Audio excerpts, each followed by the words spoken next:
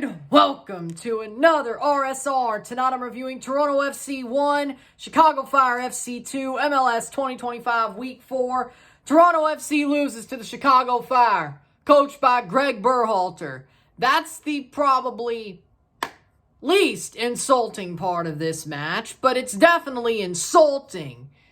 This match was a joke. Toronto started well and proceeded to say, hey, we could get by with a 1-goal lead. No, you can't. Did you get screwed over on the first equalizing goal? And should that have been called back for a foul in the build-up? Yes. But the third goal technically got called back, was the one that actually got called back. So, in the end, technically, it ended up being a righteous goal, ironically enough. One was supposed to be taken away. They did. It was 2-1. That's honestly the righteous score. Even if it was the wrong goal they took away. I think it was a harsh call, that foul on that third header. The third goal header for Kuipers. Hell, even the second goal was questionable. But you know what? All 3 goals for Chicago were questionable. But doesn't matter. If you're hoping on 3 questionable goals being overturned by an idiot referee who sucks, who always has sucked, yeah, no, you suck. Simple as.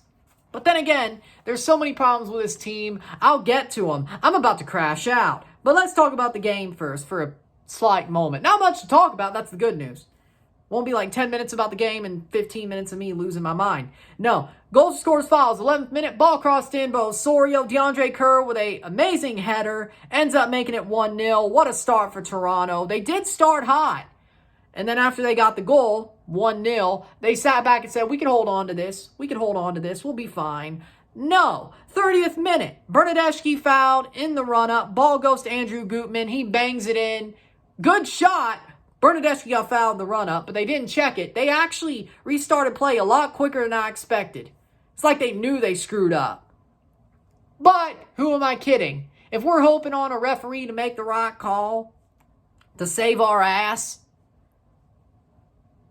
when they were loafing it anyway, you know what? We deserve to lose. Deserve to be scored on. So 1-1. Gutman with a banger. At least the goal was beautiful. 45th minute. Hugo Kuipers makes a run into the box. Ball rolls around. He puts it over the arm of Sean Johnson. Possible handball there. Is what they were looking at on Chicago. But Kuipers taps it in. They don't even clear it. Like, Sean was right there. All he has to do is kick the damn thing. Pick it up. He didn't. Like, not enough decisiveness. Not enough. Simple as. Sean's washed up. Let's just be real. I'd rather them play Luka at this point. Simple. 1-2. Halftime 1-2. Of course, the disallowed third goal for Chicago happened in the second half. Another Kuipers goal.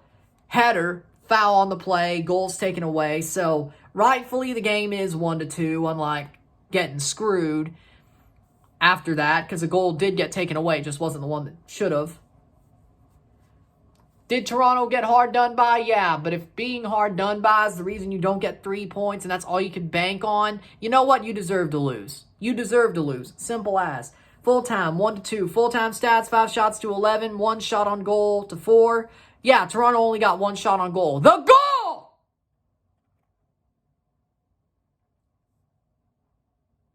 That's why you deserve to lose. Another reason why. 48% possession to 52% possession. 469 pass to 528. 84% pass possession. PA. No, it is pass accuracy. Huh. I mislabeled it. Guess I'm just as unsharp as Toronto is. 84% pass accuracy to 87. 7 fouls to 11. 4 offside to 2. 0 yellow cards to 0. 0 red cards to 0. 5 corners to 3. Here's the game. Toronto starts hot. Gets the goal. Decides to sit back. Decides to sit back for the rest of the game to hold a 1-0 lead because, hey, we've allowed more than 2 goals in our first 3 games. 2 or more, but you know what? We won't do it today. No. No, you didn't. You still allowed 2. Simple. You're still allowed 2 goals. Trash. Questionably, hell, 3 if you want to count the one that did get taken away, which was still a horrible defensive situation. you're lucky there was a foul there, but either way, if you're hoping on a referee to make the right calls, because never really happens for Toronto, maybe once a game, but never really happens for them, you're already done. You already lost. You already lost. So, with that being said, you suck. This team's cooked. This team's cooked. Simple. And guess what? Even during the international break, guess what? I get to watch Canada play. But in between the two possible, well, no matter what, they will play 2 games. It's just you hope the other one's the final. Toronto plays. We still have to watch this damn team against the defending Eastern Conference champions at Red Bull Arena. I'm not calling it Sports Illustrated Stadium. Wow, this is going to be fun. It won't.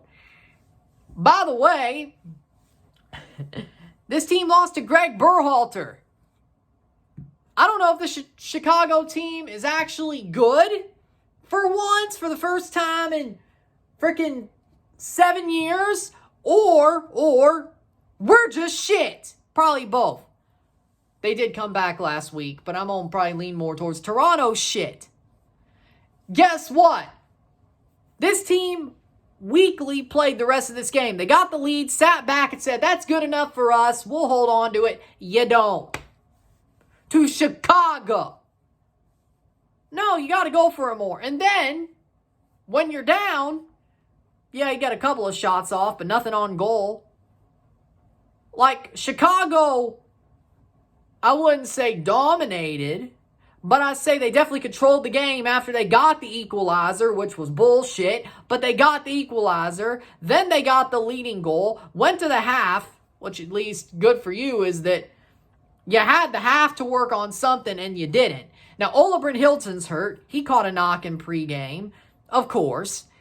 Larea's hurt. That was earlier. Well, that was a couple of weeks ago. He's hurt. Luckily, Gomes isn't. But this team, the physio staff still sucks. I don't know why we haven't fixed that. This is a rebuild, right? Why haven't we fixed the physio team? It's still the same crap physio team it's been. Too many injuries. Too many injuries. Again. Our hope to save us striker is hurt. After a game and a half, he only started 1 game. Well, now I understand why I think they pulled him at the half last week. So he's only played, 45 minutes at most? Bring him along slow and he still gets hurt. Wow. Why am I not surprised? Because I'm not. Toronto FC is predictable. It's predictable because this team is predictable. It just is. It is. They are and they have been. And here's the thing. First off, you hire a Greg Vanney patsy in Robin Fraser. He's turns out, not even that good of a manager. Turns out, wasn't the right answer. Turns out, that season with the Rapids was a fluke. Where they finished top of the West, that was a fluke. We thought he could do more with less. He ain't doing nothing with less. Arguably, this roster's worse than last year. Arguably. Even though Zane Monlouis, I have no problems with him. He's awesome. Alonso Cuello is still Alonso Cuello. And the reason he's not in Spain yet or Europe is because this team is trash. Good for him, or good for us, bad for him. He deserves to be in Europe or playing for Spain. He deserves that. Because this team's so trash, he's not. But hey, at least they didn't get rid of him. Wonder how long that'll last. But hey, if he's at a position now where we could build the team around him, great. At least I would. I have a lot of hope in him. Tyrese Spicer, good player. Bernadeschi, when he's on, he's on. But he is getting older. Honestly, I wouldn't be mad if they blew up the team and kept only Monlouis, Spicer, Cuello, and Stefanovic. Nobody else is worth a damn. And Bernadeschi, he might be. I say he is worth a damn, but he's getting older anyway. So, why? But listen, Robin Fraser, good guy. Good guy. Here's the problem. Not a good manager except for that one fluke year with the Rapids. Hiring a Greg Vanney patsy doesn't work. You know why? Even though it sounded smart, you know why it doesn't work? He sucks anyway! He was no good anyway. He didn't win the trophy. Seba Giovinco did. He got the best player, one of the best players in MLS history, to be on his team. Seba carried his ass. With Josie around him. Yes, there were pieces that Seba could play with. Michael Bradley at his best. Josie. Oso. When he was younger. I don't know if I would say at his best, but when he was younger. There were players he could play around. But Seba was there. And he played his ass off. And the funny part is, I think Seba could outplay some of these guys right now. He's probably in the press box right now saying, you know what, let me unretire. Let me play the 10 because they need one.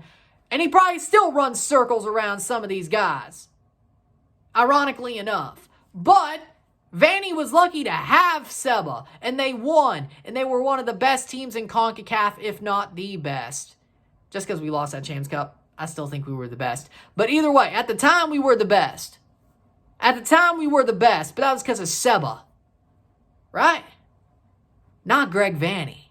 Vanney was good at papering over cracks at times. Yeah, of course. Especially 2019 and 20. Because this team was probably shit back then. Pozuelo playing at MVP level. Papered over some cracks. But he ain't even that good of a manager.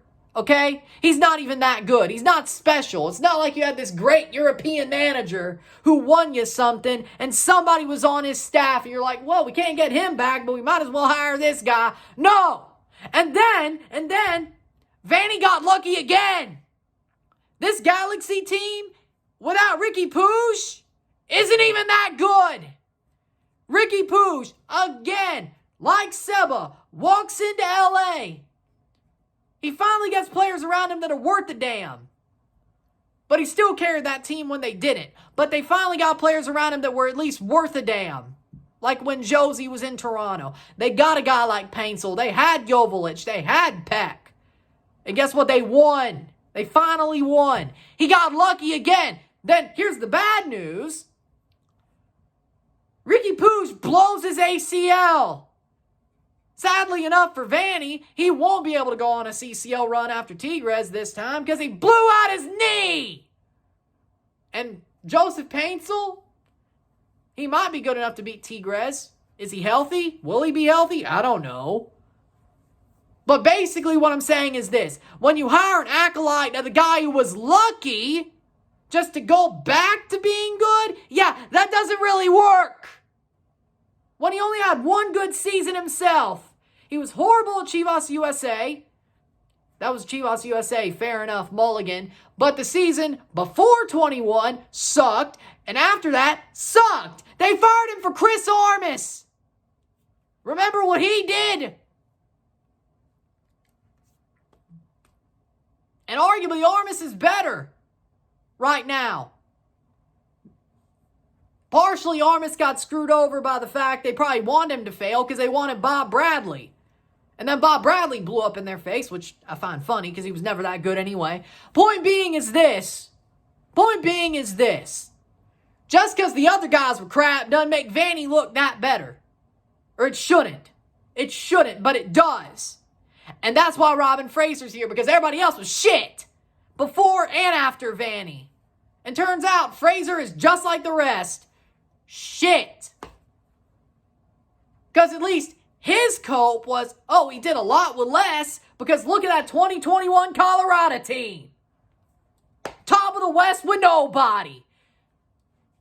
He could do that with us, because at least we'll spend some money, and we did, and one guy's hurt, and luckily for us, the other guy is good. But guess what? When you only have one good player and they're playing at the back, you're still going to lose. You're still going to lose. This team's cooked. And I still got to watch 31 games of this. Wow. Because this team doesn't have the balls to make the move. To actually be drastic. Because you know what saves this team? Being drastic.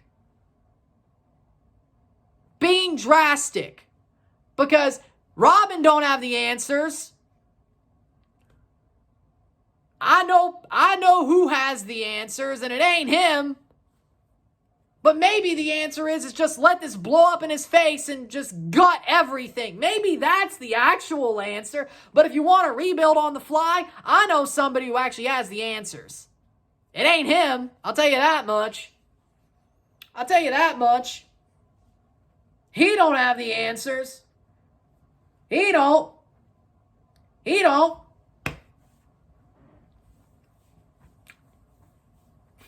This team certainly doesn't. And Lorenzo Insigne, the problem is now that we're so trash that people are kicking around the fact, hey, maybe we should play Insigne even though he's a cancer. Wow. That's how bad we are. The people are like, you know what? Maybe we should pull him out of the press box. We're that bad that maybe his uncaring ass might change something. Which, no, he won't. But the fact that that's even a thought in some circles scares me. The people are like, you know what? Since Lorenzo's probably going to wait out a year and a half, and he's going to sit on his ass, might as well play him. Playing a cancer is better than whatever the hell's going on now. He might change a little bit. He might have learned his lesson. Bullshit, he did. But if that's being talked about, if people are like, you know what, maybe we should play him. Can't hurt. It's probably going to be just as bad, but it can't hurt. That's bad. I'll tell you one damn thing. Jonathan Osorio's washed to hell and back. He's done. We need a number 10. As I said, Oso would probably get circles ran around him by Sebo right now. Sebo would play the 10 and we'd probably be better if he unretired. I'm not saying that's the answer, but I'm saying if he played the 10 and unretired because he's so pissed off, which I'm sure it's kicking around the back of his head, as I said, he probably would outrun Oso. At least he'd give his freaking heart. Oso's more yap than play. He's more yap than play at this point. Ever since that head injury in 22, Oso's been cooked. Especially at the number 10. Especially at the number 10. If he plays more deep in the midfield with Coelho or Flores, better. At the 10, horrible. Horrible. Horrible. Horrible. And now we're starting Longstaff over Flores? That's delusional. That's delusional. Longstaff sucks. I know you want to put him over. I know they made him an all-for-one off-season thing because, wow, Premier League player back in time. He's good. I guess the good news is right now his meal ticket's gone, so he actually has to try if he plays. He did actually try. I'll give him that. He's better when he tries. His meal ticket's gone. Drone boy, right? Yeah, how are things going with you, by the way? With that being said, when he tries, he's good. Yeah. I guess he has to try now. That's the positive, but Flores is still better. Yeah. But leading to that, I said Davy Flores would be good in MLS back in 2020. Leading to that, let's talk about the players we've let go. Paul Rothrock. Let me lead into this by saying we have to care about how TFC2's doing. Why? Because if they're winning, that means those players are ready to play for us. Just because they're playing at MLS Next Pro levels doesn't mean they're ready. The one time they made the playoffs, they had Paul Rothrock and Alonso Coelho. I know how good Coelho is, and I also was saying, hey, Paul Rothrock, and almost made the playoffs because he was there in 21 as well. He's that good. He's in Seattle doing awesome. And I like Tyrese Spicer. But it would also be nice to have Paul Rothrock on this team. Because he's that good. I saw it back then. And this team let him go. I know he's from Seattle, but they still let him walk. Because we let our best young players walk because we're dumb. See, the problem is we don't care about how TFC2 is doing, which is stupid. because you should care. So they're bottom feeders as well, which isn't good for the academy. But when we have good young players, we trade them. Whether they've shown it or not, we know they have potential. They're the ones that go out. We keep the shit ones. We keep the mid ones and the shit ones. We don't keep the good ones. I'm surprised Coelho's still here.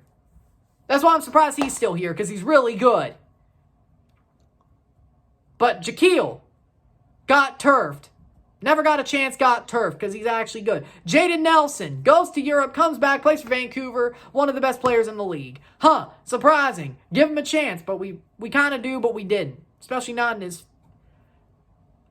preferred position. Cozy Thompson's still here, though. He's good at scoring penalties.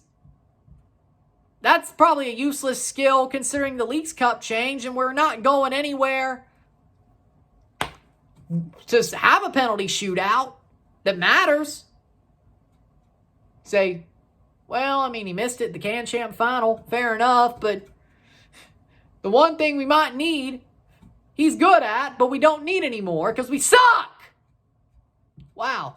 Maybe practice penalties, but we'll get there when we're good, right?